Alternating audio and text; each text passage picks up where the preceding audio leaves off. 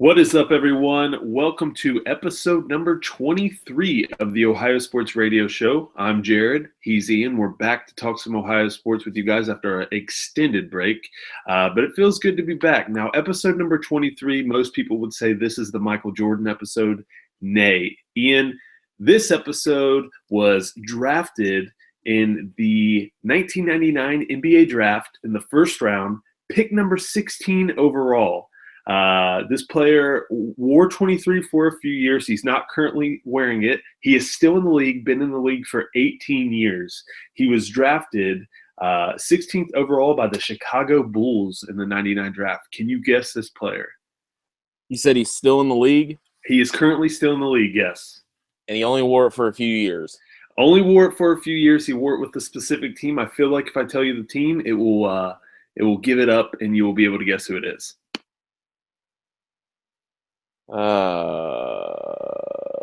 Let's go J.R. Smith. That's a good guess. It's a really good guess. It's not J.R. Smith. Maybe this hint will be able to help you. He is responsible for one of the biggest black eye, literally, moments in the history of the NBA. Ron Artest. Ron Artest, ding, ding, ding, a.k.a. Metta World Peace. Wore number 23 with the Indiana Pacers. Currently still in the league, so a long career for Metta World Peace. But, yeah, this is the Metta World Peace episode of the Ohio Sports Radio Show. It is Monday, June 19th. Like I said, the Ohio Sports Radio Show boys are back, ready to talk some Ohio sports with you. We do apologize for the long delay, but life did get in the way. Yours truly was able to get married, and a lot of things have transpired since then. So it feels good to be back, Ian. There's a lot going on in the world of sports right now, especially in Ohio. Kind of a dead period for all those football fans out there like us, but it does feel good to be back, man. How you been? Been doing awesome. Excited to get back in the groove of things and talk some sports with you. Like you said, we got a lot of things to go over. A lot of stuff happening in Ohio with even with football being down. You know, we've got basketball that just ended up, and we're in the heart of baseball season. So some things to look forward to. Absolutely. And before we get into the episode, I just do want to say happy belated Father's Day to all of you dads out there. Big thing, you know, Ian, I know you as well. I remember my dad taking me to so many sports games, introducing me to all my teams that I currently still am a fan of, unfortunately, the Bengals. But my dad, you know, was a very instrumental part in my life and helping me get to my sports fandom now. So, you know, happy Father's Day to all you dads out there. Keep doing the damn thing and being awesome. And, Ian, I'm sure you got great memories with your dad as well. Oh, for sure. My very first sports memory was Dad actually taking me to a Reds game in '91. I was I was 4 years old, I believe. But I remember that just sitting there in those old cushion yellow seats. It was his work tickets, and my feet not even going over the seat. But yeah, so many great memories with Dad. Happy belated Father's Day to all those dads out there. And then also, you know, just want to say real quick, growing up, you know, not just our dads, you know, our parents are our world. They're superheroes. They seem indestructible. Over the past year, I've had 4 people close to me lose their fathers, and you know, we realize we don't really realize how much time we've got left with our parents, and it's a shame. But you know, make sure you get on that phone and every day. You know, if you don't live with your parents, if you don't live near your parents, give them a call, let them know what they mean to you, because you never know when it's going to be up. But yeah, for sure. I hate to be a downer with that, but it's so important to tell those that you love, you know, how much you love them on a daily basis. So congrats to all you fathers out there, all you future fathers, all you past fathers, all you current fathers. Big parts of our lives. Yeah, absolutely. Like you mentioned, your dad taking you to Reds games. I remember the same thing. My dad taking me to Reds games, and as a kid, there's no better place than the ballpark. You know, you're just always wanting to go to the concession stand and and the souvenir shop. So, you know, you look back on it now as you get older, you take those times for granted. You're just a kid. You don't realize how great those times are. So yeah, it's awesome. And all you dads and all the moms out there who act as dads, good job, and just keep it up and keep steering the kids the right way. And For sure. so yeah, it's an awesome thing. But happy Father's Day to everyone out there. Now, like I said, it's been a while. some things have transpired, in the Ohio Sports Radio group, everyone getting new jobs, moving, getting married. So, it does feel good to be back. We did take an extended break, and I love doing this. Ian, I know you do as well. So I'm very thankful to be back, and hopefully we can make this more of a regular thing instead of so wishy-washy all the time. But so things are pretty much set for both of us now, and we're looking to move forward. So let's start how we normally start the show. For those of you who may be new to the Ohio Sports Radio Show, we typically start each episode with our best and worst. So let's just do it of this last week, 2 weeks. And I'll go ahead and start, actually. My best, for those of you who do know me, you guys know that I love hockey. I'm a diehard Pittsburgh Penguins fan. I know it's weird that I'm a diehard Cincinnati Bengals fan, but I like a team from Pittsburgh. I know, trust me, it's weird. I know. But I am a diehard Pittsburgh Penguins fan. My Penguins, for those of you who may have missed it, they won their fifth Stanley Cup last week, and it's a back-to-back Stanley Cup, which hasn't been done in a long time since the Detroit Red Wings did it. So pretty awesome moment. I mean, back-to-back cups is incredible. My wife and I, who she has adopted the Penguins because of me, we sat and watched every game this year pretty much. So it was a grind, and it was awesome to watch them lift the cup, see Sidney Crosby get his third. I'm a big Crosby guy, so it was just amazing to watch them win that. My worst, also staying in the NHL, the Las Vegas Golden Knights. For those of you who may not be too familiar with hockey, the Las Vegas Golden Knights are an expansion team that is coming into the league. They actually are having an expansion draft, and the teams in the NHL had to release the players that are protected and aren't protected. So it's going to be a pretty big shakeup in the league, and I'm just so sick of the Golden Knights. I think it's a terrible name. I think Las Vegas is a terrible city for it, to be honest with you. It's a bunch of transplants there. I just don't feel like hockey really fits there. An expansion draft is going to stink to see, longtime players from my favorite team have to go play there. It's probably going to be Marc-Andre Fleury, our longtime backup. Now he's a backup goaltender, but our longtime goaltender's won 3 cups with us. He's been in that original group with Sid, Malkin, Letang, all those guys, but it's going to stink to see him go. He's undoubtedly on his way to Las Vegas, and I'm just so sick of this team already that hasn't even played a game. So that's my best and worst. Ian, what about you? So my best of this past week, undoubtedly Saturday, down at Great American Ballpark, the Reds paying homage to the hit king Pete Rose, unveiling his bronze statue out in front of the stadium. The best part about the whole entire situation, I thought, was Pete Rose's speech. It just starts off with, you guys aren't going to make me cry today. It's a happy day. People chanting, let Pete in. He said, hey, I'm in the Reds Hall of Fame. That's enough. So I thought that was pretty cool. He goes on to talk about Joe Morgan being the best second baseman to ever play the game, Johnny Bench being the best catcher to ever play the game. Talks about Tony Perez to be the best player to ever play the game, which I thought was a bit unusual, but hey, hats off to the big dog. But then I thought it was absolutely hilarious. He gets to King Griffey Sr. He goes, hey, Griffey, I can't even say you're the best player to come out of Denora, Pennsylvania, because I think you had your kid there, and we all know Junior's better than you. So I thought that was absolutely hilarious. My worst of the week, got to go up to Cleveland. Obviously, the Cavaliers falling short in the NBA Finals to the Golden State Warriors. Always tough to make it that far and then lose to close out your season. If you don't lose the last game of the season, it doesn't matter. Or if you don't win the last game of the season, it doesn't matter. So tough to see the Cavaliers go out to the Warriors. Second time in 3 years, but the East is pretty weak, so should see the Cavaliers roll back through it next year. But that's my best and worst of the past week. All right, so let's actually build on that. Let's stay up in Cleveland with the Cavs here. So for those of you who may have missed the series, may have been living under a rock for the past couple weeks or what felt like 2 years, how the NBA Finals is stretched out. So the Cleveland Cavaliers lost to the Golden State Warriors in the NBA Finals. They lost 4 games to 1, like Ian mentioned. The series wasn't great, to be honest with you. LeBron and Kyrie played well, but overall the team was pretty bad. They showed that they had no depth on their bench. They just did not have the horses, it felt like, that they could even hang with Golden State. And, I mean, they played lights out in a couple games, and it wasn't even close to being as good as Golden State is. Ian wrote a pretty good blog on our website, ohsportsradio.com.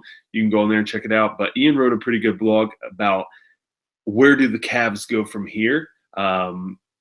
They're tied up. They got some big money on their books. I think they're currently $4 million over the luxury tax, Ian, if I'm not mistaken, right? But this is before they do anything. That's before they do anything heading into next season. They're $4 million over. Yeah, it's crazy, and they got so much money tied up. Tristan Thompson has got huge money tied up in him. I mean, you understand LeBron, you understand Kyrie. I guess you understand Kevin Love. I mean, but guys, there's J.R. Smith. I mean, there's money in Richard Jefferson, guys like that are just like, come on, man. These guys are old vets. Like, you got to move on.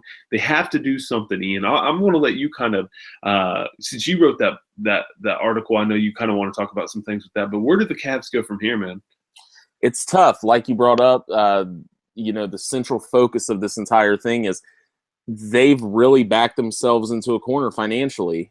Just to run down a quick bullet real quick. LeBron set to make $33.3 million next year. Kevin Love, $22.6 million. Kyrie, $18.9 million. Tristan Thompson, $16.4 million. J.R. Smith, $13.7 million. Amon Shumpert, $10.3 million. Channing Frye, $7.4 million. Richard Jefferson, $2.5 million. Those last five names I mentioned, Tristan Thompson, J.R. Smith, Amon Shumpert, Channing Frye, Richard Jefferson, those five combined run you upwards of $50 million. I mean, in no universe imaginable should Channing Frye be making $7.5 million. Richard Jefferson is way beyond the $2.5 million mark. They've just signed them. They've backed themselves up signing these bad contracts. And what a lot of Cavalier fans don't like to admit is this is LeBron's doing. LeBron constructed these teams to contend. He wanted to build a winner back in Cleveland when he returned from Miami, and he started bringing these guys in, and once these guys play and finish up a contract, you got to pay them. Tristan Thompson's getting $16 million for his offensive rebounding. You shouldn't be paid $16 million a year for your offensive rebounding. I like Tristan. I'm a Cavs fan. I like Tristan Thompson. I don't like him for $16 million. He's weak around the rim when he goes to put a shot back up. The NBA has gotten away from those true big men and, the rim protectors, and he rips down these offensive rebounds only to dish them right back out. And when he tries to go back up, I mean, he's getting stood up straight. And, I mean, it's brutal to watch. Like you mentioned, the bench. Bar none, Golden State was better in every aspect of that series, including bench. And you look at Golden State's roster and you kind of think, well, okay, they've got a big nucleus tied up in Curry and Klay Thompson and Durant and Draymond Green, but they're still able to put impact players, bring them off the bench. I mean, Sean Livingston's really emerged as one of the best backup point guards in the game. You got Andre Iguodala, who is just he comes out in the finals. I mean, he is a great finals player. He killed us in Game 5. It's just it's tough to imagine the Cavaliers being able to do anything that's going to give them an edge against the Warriors. Like I mentioned in the worst of the week, the East is pretty weak. So I can see the Cavs kind of standing pat and not really doing anything and still being able to make the finals. But at the end of the day, you're going to run into the same situation. You might not even win a game next year. You might get swept in the finals if you stand pat. They've got to get rid of the money. They've got to find a team that'll make deals with them. And they've gotten so far away from building from the draft that the draft isn't even an option. And it's not like there's a ton of great players in the draft where Cleveland would be picking anyway. But you've got to be able to do something. Right now, it looks like they're only going to be able to sign veteran minimum contracts of maybe a $5 million deal and like a $3.5 million exception, which really limits them to the type of players that they're going to be able to target in free agency. It's just a financial eyesore. It really is. Yeah, I mean, they have so much money tied up in these vets. And like me and you were talking privately, LeBron signed a 2-year contract for a reason. He's going to keep his options open. Anyone who thinks he's done and he's set in Cleveland until he retires is crazy. It's crazy. He's not. I'm not saying he's going to leave Cleveland, but he's always going to put himself in the best position to where he can win another championship. He's not going to play for a team that loses in the finals. And Golden State is set to run this league for a few years. If they can keep Durant there, which Durant has already said, hey, I'm going to take less money to keep this team intact. If they keep that same team intact, they will win as many championships as they want as long as injuries don't happen. They're that good of a team. They're that deep of a team. And everyone loved it. All the LeBron. I like LeBron. I think he's a great player. I'm not a LeBron fanboy like most people who will defend him to death. Everyone wanted to hate on Durant for doing what LeBron did. Like, LeBron could not beat the big three in Boston and Cleveland when he was alone. He went to Miami. He joined a team. Yeah, he didn't join a 70-win team, but he still joined a super team. And that's what he had to do to put himself in a position to where he could win a championship. There's no hate on that. He's a professional athlete. Their job, they get paid to win championships. That's what he did. You can't hate on LeBron for that. The same way you cannot hate on Kevin Durant for putting himself in a position to win a championship. He did exactly what LeBron did. And if that team stays together, I'm here to tell you they're going to win 2-3 more championships. They're that good of a team. And like you said, Ian, there's really no one in the East that's coming after the Cavs. Well, the Celtics are kind of close. And what Danny Ainge has done in the front office by acquiring all these picks, they didn't need Markelle Fultz. They didn't need him. They traded that pick. They're going to move down. They're going to get Josh Jackson, a player that they need, and they're going to have all these number one picks. So that team is actually pretty close, and they'll probably end up getting Gordon Hayward in free agency. So that team is a team that could compete with the Cavs, and they're set up better for the future with all their draft picks, and they're loaded with young talent. Completely agree with you. Boston's the one team that worries me in the East. Like you said, I completely agree. I think Gordon Hayward's going there to reunite with the coach, and if they bring in Josh Jackson, you are set up. I mean, Isaiah isn't as young as what a lot of people think, but they're set up with youth. They got Marcus Smart, Terry Rozier. I mean, they still got Avery Bradley on that team, which a lot of people think Avery Bradley could end up being traded. You got Jaylen Brown, who was their first-round pick last year, who actually played pretty damn good defense against LeBron in the Eastern Conference Finals. Jay Crowder. Yep, absolutely. And you got Al Horford. You got Kelly Olynyk. Yep, Kelly Olynyk, who emerged in the playoffs. I mean, they've got a great young team, and they're set up better than the Cavs. One thing I wanted to bounce back to real quick, you made mention of Kevin Durant saying that he would actually take less money to keep this team intact. Now, I do not – people that know me, I'm not a LeBron hater. I don't hate on him at all. Like you said, I completely agree with Durant's move. I understand it. He wanted to win a title. He did what he had to do. I was in the camp of saying, if Kevin Durant wins the championship this year, that's all he's doing. He's getting that notch in the belt. Hey, I got my first ring. I'm going to go to a team and build my own legacy after that. With Durant coming out and saying, hey, I'll take less money, now there are some Cavs fans coming out and saying, well, LeBron could restructure his deal and take less money to help the Cavaliers build something. I'm here to tell you LeBron's not going to do that. He's way too high up in the player union, and that's a bad look on the player union if guys start taking less money. Kevin Durant is only the third player that I know that's came out on record to saying he would take less money to build a contender. And he's probably the best player to do it. The only two other players that's done that I know of, Tim Duncan and Dirk Nowitzki. Kobe never did it. All the years that the Lakers started to decline, they're like, well, maybe Kobe would take less money to play with some better players so the Lakers can get back on top. Kobe didn't do it. Kobe was high in the players union. LeBron's not going to do that. That's a bad look if you're at the top of the players union and you take less money than what you're fighting for your players to earn. LeBron's never going to take less money. And if he does stay with Cleveland, Cleveland can offer him the most money on a contract. So that's not going to happen. Like you said, the Warriors are set up for years to come. Cavs, you got to shake things up. You got to figure out. I talked about in my blog. I know it's an unpopular opinion. Jared, you mentioned it. LeBron sets himself up to do what's best for LeBron. He's only signed through next season, and then he can walk. I brought it up in the blog. You might want to look at trading him. I know Dan Gilbert loves selling those seats and selling out the queue. But what's going to happen when he walks away at the end again and you've got nothing to show for it? I know Right. it's an uneasy thing to think about, but you might want to trade him while you still can. Right. And here's a point that this kind of gets overlooked. Durant was the star of Golden State. Like he went there and everybody said there's only one ball. He was a machine, man. Like Absolutely. he scored so many points while he was there. He was a machine in the finals. He was a machine through the playoffs. I mean, he was unreal. But here's what's getting overlooked. Steph Curry is so young. He's already got 2 championships. This team could possibly win 2, maybe 3 more championships. That would put him at 4 or 5. And you're looking at LeBron as the next. Everyone knows it's LeBron's league. He's the best player on the planet. But if Steph Curry has 5 championships, Jordan's 6, everyone's chasing Jordan.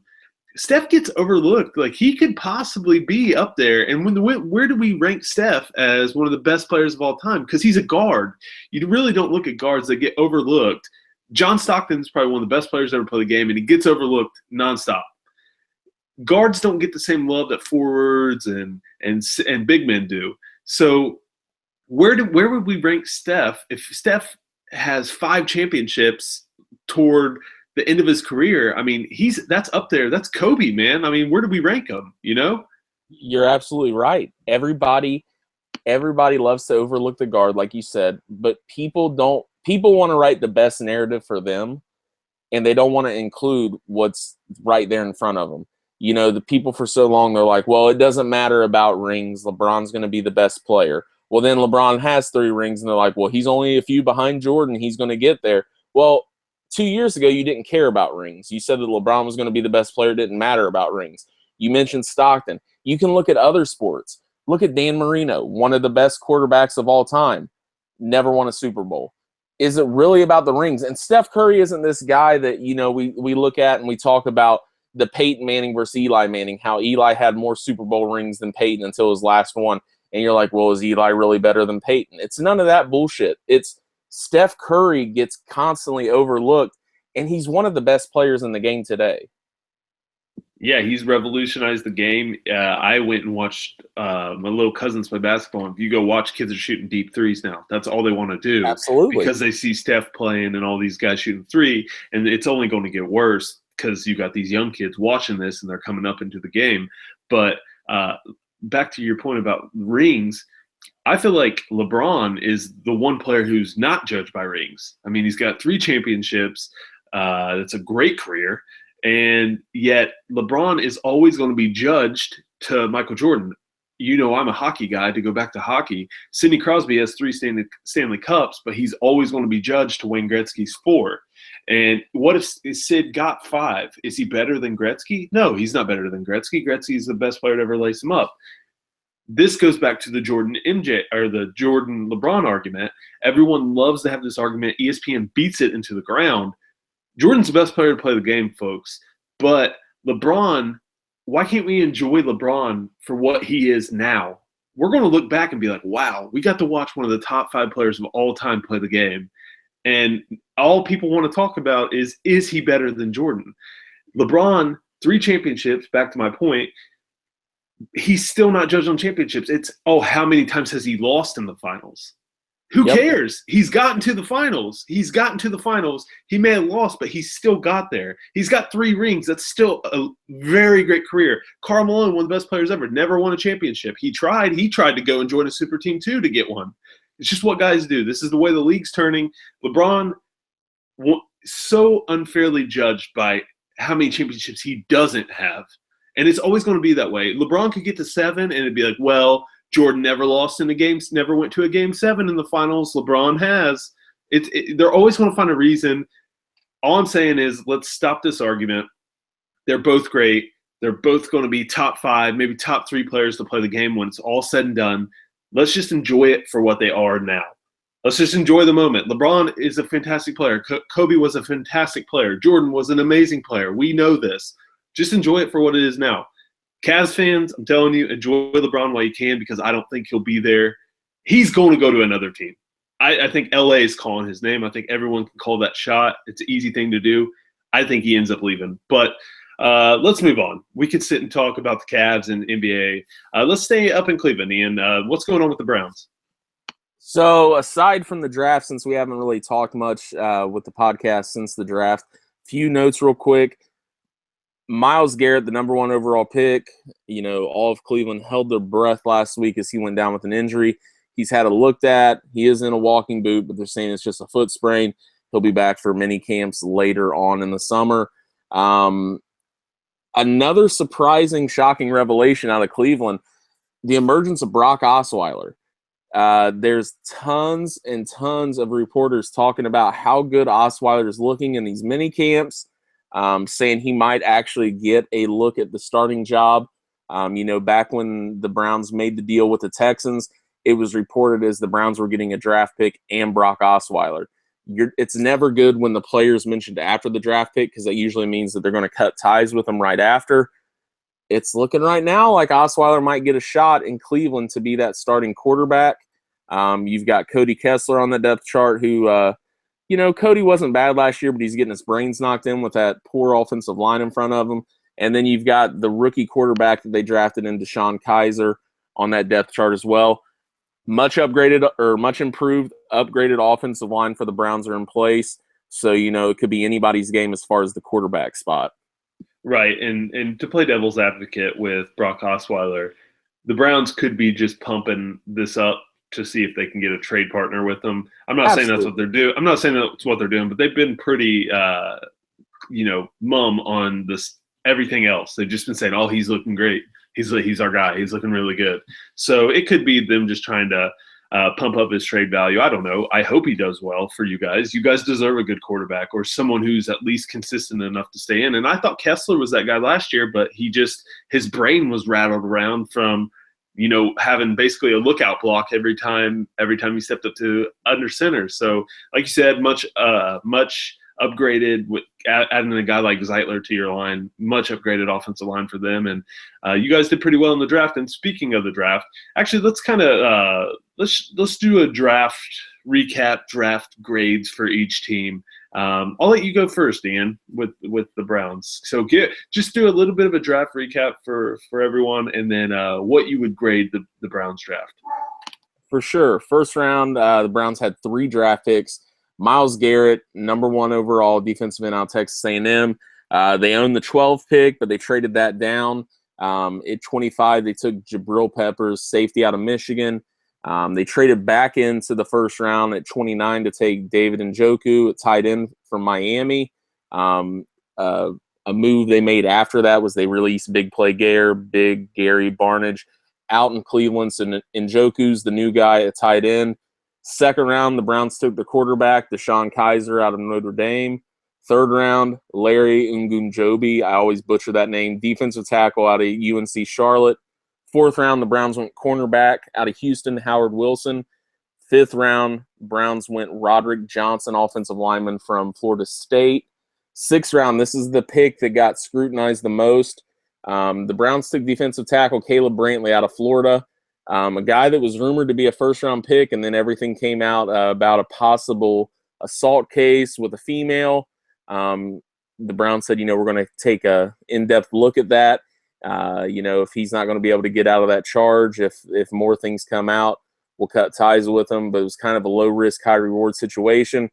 Brantley was actually cleared of those charges. Looks like a pretty good pick for the Browns, not condoning him being in that mess to begin with, but looks like a good pick for the Browns there in the 6th round. 7th round, they took a kicker out of Arizona State, Zane Gonzalez. And with their final pick in the 7th round, they took Matt Days, a running back from North Carolina State. So just another bajillion guys to add to a roster that's already young. That's what the Browns do. They play the draft. It's like Christmas in Cleveland. They have tons of presents to open up on draft day, and, they drafted another horde of people. So what would you, as a Browns fan, what the team needed, what would you rate that draft? Give us a letter grade. I'm not trying to be a homer, but I give them an A. They got the best player in the draft with Myles Garrett. They addressed the need at tight end with Njoku. He's he's an athletic freak. He's proven that at Miami. Jabril Peppers, I know a lot of people hate on him. They'll find a spot for him. I'm not comparing him to – I'm not saying he's going to be Troy Polamalu, but he's that guy that can play all over the field. I hated the thought of DeShone Kizer before the draft. The more I look at the kid, the more I read about him. I've come around on him, as you may have read in the blog. I think they draft not only getting the best player in each round for each pick, but I think they address needs too. And it's always good that if you're addressing your needs, you're also getting the best player. I give the Browns an A with this draft. Yeah, I thought it was a good draft. Like you said, they could have royally messed it up by passing on Myles Garrett. The kid was a can't miss, hopefully, if he stays healthy. But skill-wise, athletic ability, he's a can't miss. So definite boost to your defensive line. I thought the Peppers pick was a bit of a reach, but if he's your guy, go get him. So I don't have any problem with that. I thought I'd give you guys an A too. I thought maybe an A-. I thought you guys did really well. Like I said, you got the best player in the draft, and they filled needs. They took guys that they thought would make their team better. So, Browns did a good job. It's just, can it translate to success on the field? But moving on, I'll go through the Bengals draft here. So round 1, they picked John Ross, wide receiver out of Washington. Round 2, Joe Mixon, running back out of Oklahoma. That was a pick that I called it for months leading up to the draft. If you're a Bengals fan, if you know anything, you know that you knew that they were going to take Joe Mixon. It's like sands through the hourglass. For those of you who don't know who he is, he's the player from Oklahoma who knocked out that girl in a bar or something. And, just absolutely terrible look. But the kid has come out. He's been very apologetic. The girl and her family have, came out and said he's been nothing but kind and apologetic. I mean, what else can he be, though? So I don't know. But yeah, I guess everybody deserves a second chance. But the Bengals took Joe Mixon, running back out of Oklahoma, with their second-round pick. Third round, they took Jordan Willis, linebacker out of Kansas State. Round 4, they had a couple picks. They took Carl Lawson. He's a linebacker, down lineman from Auburn. Josh Malone, wide receiver out of Tennessee. Ryan Glasgow, defensive tackle out of Michigan. Round 5, Jake Elliott, a kicker out of Memphis, and J.J. Dillman, a center out of Utah. Round 6, Jordan Evans, a linebacker out of Oklahoma, and Brandon Wilson, a running back out of Houston. And their final pick in round 7 was Mason Schreck, a tight end out of Buffalo. I loved this draft from the Bengals. At first, I know a lot of people, myself included, the John Ross pick, it was kind of weird. The Bengals love speed. Obviously, the NFL is evolving to a speed game. The Bengals love speed. They love athletic ability. I thought with all the good defensive players on the board still, I thought they would go defense, but they instead took a wide receiver. The more I thought about that pick, I loved it because, for those of you who don't know, John Ross ran the fastest 40 time ever at the NFL Combine. All he's going to do is just take safety help off of A.J. Green. So now A.J. Green, you're either going to have to choose, do you want to double A.J. or do you want to stop this guy who's streaking toward the end zone in John Ross? I love the pick. I think he's a great player. I think Joe Mixon's the best skill-wise running back in the draft. So the Bengals, to get him in round 2, he could have easily went top 10 picks had that not happened, his incident. So I thought it was a steal for the Bengals. Jordan Willis in the 3rd round. The kid is a freak. So out of Kansas State, he's an absolute monster. Loved that pick. I thought Carl Lawson in the 4th round out of Auburn was a steal. Josh Malone's another speedster at wide receiver. And then they added, a kicker is something they've needed for a while. So I actually like the Jake Elliott pick. He's a very accurate kicker. They said he hasn't missed a kick in OTAs. So that's definitely positive. Bengals lost so many games off stupid field goals last year. So, a field goal kicker could be the difference between 2 wins or 2 losses. So I actually really like that pick. But they did well. I'd give them an A- as well. I know I said that for the Browns, but I thought they did very well. I thought they made their team better, and anytime you go into the draft, that's what you want to do. You want to make your team better. So I really, really love the Bengals draft. Okay, so let's move on. Not really much to talk about. Not much else to talk about in the NFL, to be honest with you. It's a dead period.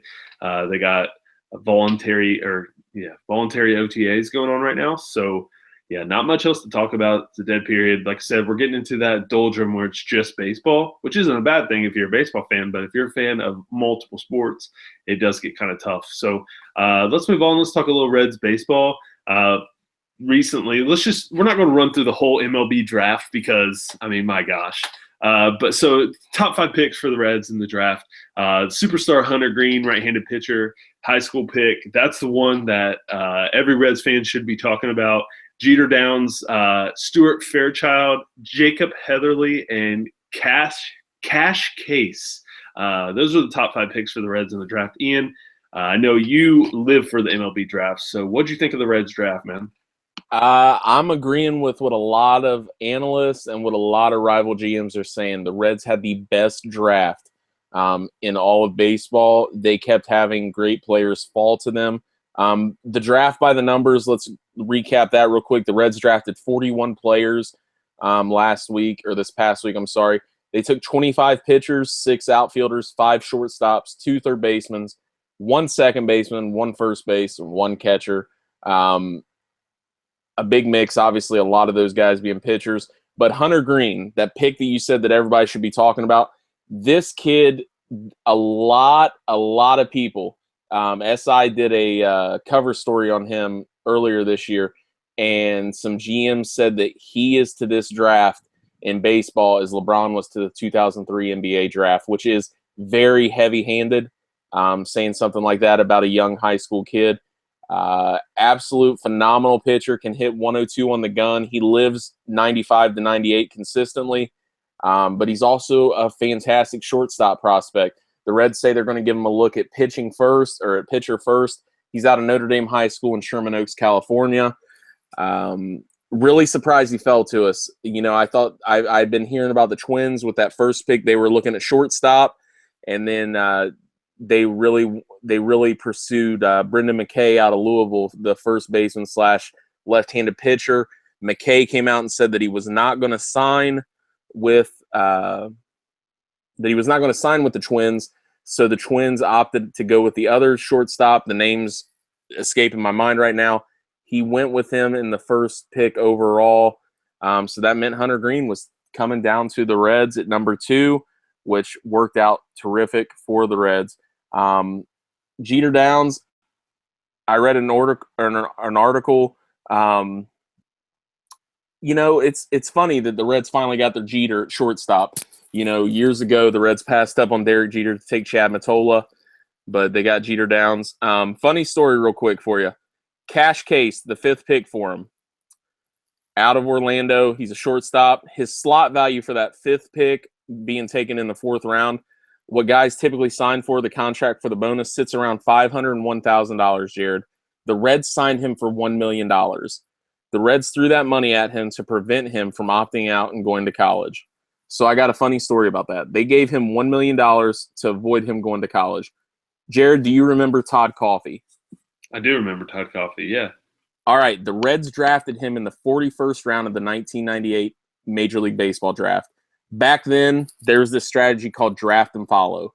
That was where they took guys in the later rounds, had up to a year to sign them, but it was pretty much like, hey, we like you, but you're not ready yet. We have a year to sign you. Let's get you into a college program or JUCO, get you into a throwing program, and then we'll offer you if we like what we see. Well, MLB also had a rule that you had to at least offer a contract to every player you drafted, even those draft and follow guys. Well, the Reds liked Coffey, but they knew he needed more polish. You know, he needed more innings, he needed more pitches before he, got signed to a major league contract. So they threw out an offer to him of $850 a month for the 5-month season. So what is that? Roughly $600 or $6,000 for the year. So for that he'd play in the minors, and they offered a signing bonus of $1,000, which was the lowest signing bonus you could, offer to a major league drafted player. Reds were like, no way he's accepting this, but we got to offer it to him. Coffey accepted the offer. He said that he just wanted to get to the show earlier. Aside from that, John Watson, who was the scouting director at the time, had already spent the entire draft money salary that he had allotted. So he never thought Coffey would sign for it. He had to go back into the owner's office the next day and ask for another $1,000 for Todd Coffey. That's crazy. That's a crazy story. Yeah, so I don't know. The Reds had a good draft. it's going to be neat to see some of these guys progress through the minors. They're projecting Hunter Green to sign the richest first-round contract in history. So, we always love throwing money at guys, so that's not going to be a problem. But yeah, that was pretty much a draft recap. Okay. Yeah. So good. I mean, good draft by the Reds. Obviously, Hunter Green, if he signs with us, be very exciting. Like you said, we were talking before the show. You were saying that he's probably going to get the most expensive contract ever. So yeah, crazy, man. But good job by the Reds. Like I said, we've said they have a ton of talent in their farm system, and I mean, right now they're only 6.5 games back in the Central. They are in last place, but the Cubs aren't really playing that good of baseball, to be honest with you. So 6.5 back. I mean, who knows? Their bats have been very good this year, but their pitching has just been god awful. So yeah, I mean, this is the time where if you are a casual baseball fan, it's kind of all that's on. So you can kind of just gear in and focus everything into the Reds or Indians or whoever you're a fan of. So yeah, I mean, good job by the Reds and their front office, and going after those players and trying to make the team better for the future. Another note with the Reds, this past Saturday, Reds took on the Dodgers and they unveiled the Pete Rose statue. And I do believe on this show, I can't remember what episode, somebody wants to find that for me, we talked about when they said that they were going to give Charlie Hustle a statue outside of Great American. We were talking about ideas, and I think one of us pitched it should be a headfirst slide. It's the only thing that you could do for a Pete Rose statue, and lo and behold, a headfirst sliding Pete Rose is now out in front of Great American Ballpark. It looked pretty awesome too, Ian. Oh yeah, fantastic. I'm actually trying to buy one online. I wish I was at the game yesterday. It looks pretty cool, and it's nice that I like the whole thing that Castellini said. We're transforming him from red to bronze. I think that's a big honor for Pete. I think Pete did a really good job hiding his emotion. I think it was a big honor for Pete. He had his family there. It just ties everything together. He means so much for this Reds organization and the history looking back at this Reds team. Charlie Hustle was the guy, and he's going down as finally being immortalized out front is the ultimate honor in the Reds distinction. So he's in the Hall of Fame. Numbers retired. He's got the bronze statue. Way to go, Pete. We've always pulled for you, buddy. Thanks for everything you do for the club. Yeah, I mean, just one of the best players of all time. Reds legend, obviously a Cincinnati kid. So, I mean, what else can you say, man? The head first slide, though, statue is so awesome. Oh, legit. So it's so perfect. I mean, it's great. So, yeah, let's move on, though. Let's move on into a segment that we call OSR Mailbag. This is where it doesn't have to be Ohio sports questions, but, just questions in general, sports questions. So this is where we answer questions from you, the fans, sent in via our Facebook, Twitter, whatever it may be. So the first question is from Mr. Jeremy Green. Jeremy says, I firmly believe trading Kevin Love for Carmelo Anthony at the trade deadline was the right move to make for the Cavs, even though Cleveland fans scoffed at the idea. In Game 3, as you know, the one they gave away, in Game 5, Kevin Love had a combined 15 points, and we all know to beat Golden State, you have to score in bunches. What do you guys think about this? Should the Cavs have made a trade for Melo? Not for Kevin Love. I don't like it. I know Love had a poor showing and a poor performance in the finals. I don't like Melo. I've never liked Melo. He plays zero defense. Love isn't the greatest defender either. But you're getting somebody that's got more mileage on their legs, someone that's older, someone that doesn't play defense. Melo might be a little bit better of a scorer, but I don't like that deal. No, I'm not sold on that. I'm not sold on it either. Melo, I know he can score, but I just don't think he's a fit in Cleveland. I don't think he's a fit anywhere. Everywhere he's been a cancer to the team. He demands so much money. All he does is score. I know that's what you do to win games in the NBA, but defense also wins championships. You look at a guy like Draymond Green. I mean, you may hate Draymond, but he's an aggravator. He gets in your face. He bothers you. Gets in your head.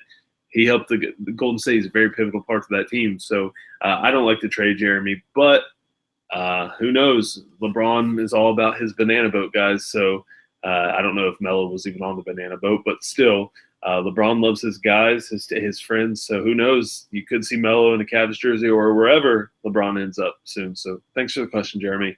Another question from Tim Matnan. He wants to know, if you're building a team, would you rather choose Sidney Crosby or Timo Solani? As a resident hockey guy, I'll take this. You know me, Tim. I'm a Pens fan. I'm a Crosby guy, 3 cups. I think he's a top 5 player of all time. In any order, I think it's Gretzky.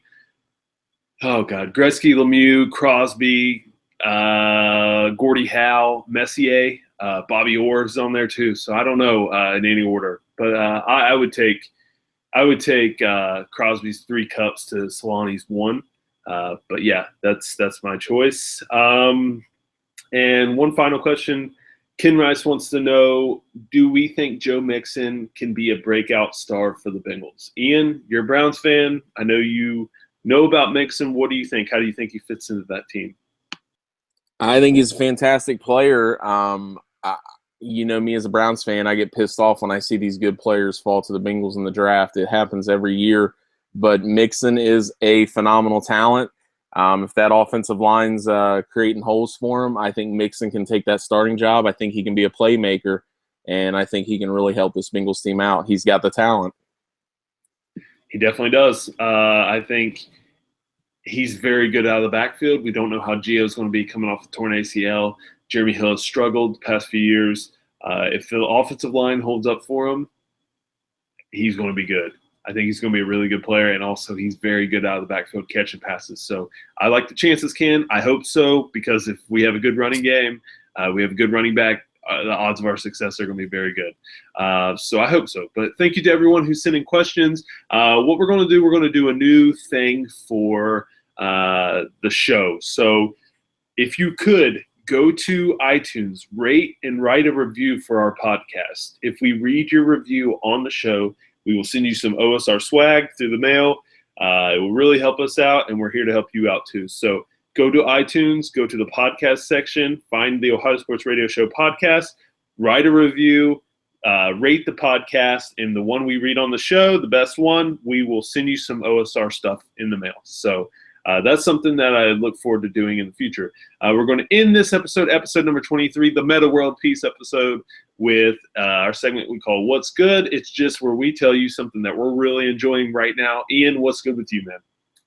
What's good with me right now, buddy, is life. I just signed my first teaching contract this past week. Super excited to get into the classroom, teach, mold the little minds of kids in the area. So what's good with me is I'm going to be making a difference in the community. Yeah, man, that's so awesome. Couldn't think of anybody else better to do it. So congratulations. I know I told you, but congratulations again. That's super awesome, man. Big step for you, too. I know you've been looking to get on there, and very, very good job, man. Congratulations. What's good for me? I'm also staying in live. For those of you who may not know, I got married at the end of April. So almost a month and 10 days, a couple days. It's going to be a couple months. Jeez, it's flying by. Yeah, it's crazy, man. So I love my wife. I couldn't have asked for a better wedding. Ian, you were there. It was a great time. Couldn't have asked for a better person to be married to and spend this life with. So if you aren't married, I highly suggest it. It's pretty awesome. So shout out to my wife. But yeah, that's it. That's episode 23 of the Ohio Sports Radio Show. It's been a while. It may have been a little rusty, but boy, it felt good to get back in here and talk sports with you, Ian. And we appreciate everyone who's sending questions, everyone who's helped us get to this point. If you have not already, like us on Facebook, follow us on Twitter, check out our podcast on iTunes, Stitcher, Google Play Music. And remember, for those of you who go on there, rate the podcast, leave us a review. We will read the best one on the podcast, and if we read yours, we will send you some OSR stuff in the mail. But thank you guys. We really do appreciate it.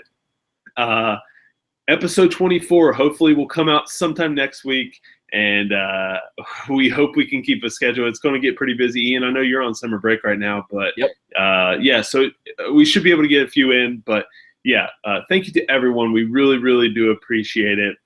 So episode 24, look out for it next week. This one should drop on Monday for you guys.